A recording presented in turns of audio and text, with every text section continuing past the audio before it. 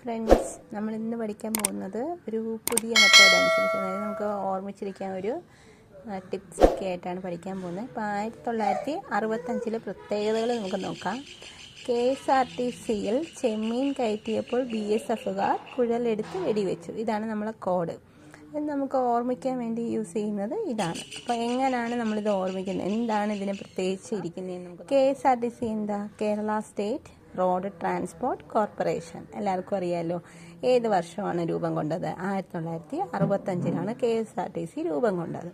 ഈ 1965 പ്രത്യേകതകളാണ് നമ്മളപ്പോൾ പറയുന്നത്, ഓർത്തിരിക്കുക. 1965 നെക്സ്റ്റ് എന്താ ഉള്ളത്? ചെമ്മീൻ സിനിമയ്ക്ക് മികച്ച സിനിമയ്ക്കുള്ള ദേശീയ പുരസ്കാരം ലഭിച്ചത്. ദേശീയ പുരസ്കാരം അപ്പോൾ ഏത് ചെമ്മീൻ സിനിമയ്ക്ക് ഏത് വർഷമാണ് ലഭിച്ചതെന്ന് ഓർമ്മിക്കുക. അതും 1965. അതുകൊണ്ടാണ് KSRTCയിൽ ചെമ്മീൻ കയറ്റിയപ്പോൾ BSFകാർ കുഴൽ എടുത്ത് വെടിവെച്ചു. BSF എന്താണ്? ബോർഡർ സെക്യൂരിറ്റി ഫോഴ്സാണ്. അതുപോലെ തന്നെ ഈ ചെമ്മീൻ സംവിധാനം ചെയ്തത് എന്താണ്? ആരാണ് ചെമ്മീൻ സംവിധാനം? രാമു കാര്യാട്ടാണ് ചെമ്മീൻ സിനിമ സംവിധാനം ചെയ്തത്. നെക്സ്റ്റ് നമ്മൾ BSF ആണ് നോക്കുന്നത്. BSF എന്തുവാ? ബോർഡർ സെക്യൂരിറ്റി ഫോഴ്സാണ്. അത് രൂപീകരിച്ചത് ഏത് വർഷത്തിലാണ്? അതും 1965.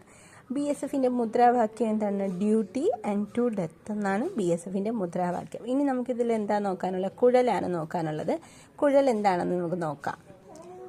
കുഴലെന്ന് പറയുന്നത് ഓടക്കുഴലിനെയാണ് സൂചിപ്പിക്കുന്നത്. അപ്പോൾ ഓടക്കുഴൽ ഓർമ്മിക്കുക.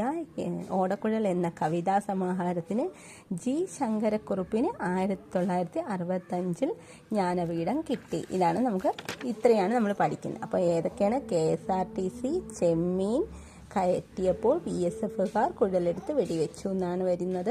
KSRTC ഓർത്തിരിക്കുക. നെക്സ്റ്റ് ചെമ്മീൻ സിനിമയ്ക്ക് ദേശീയ പുരസ്കാരം കിട്ടിയത് ഓർക്കുക. അത് 1965 ചെമ്മീൻ സിനിമ സംവിധാനം ചെയ്തത് രാമു കാര്യാട്ടാണ്. ബോർഡർ സെക്യൂരിറ്റി BSF എന്ന് പറഞ്ഞ ബോർഡർ സെക്യൂരിറ്റി ഫോഴ്സാണ്.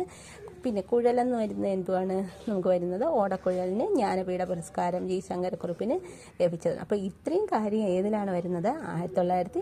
1965 പ്രത്യേകതകളാണ്. വീഡിയോ ഇഷ്ടമായി ലൈക്ക് ചെയ്യുക, സബ്സ്ക്രൈബ് ചെയ്യുക, ഷെയർ ചെയ്യുക.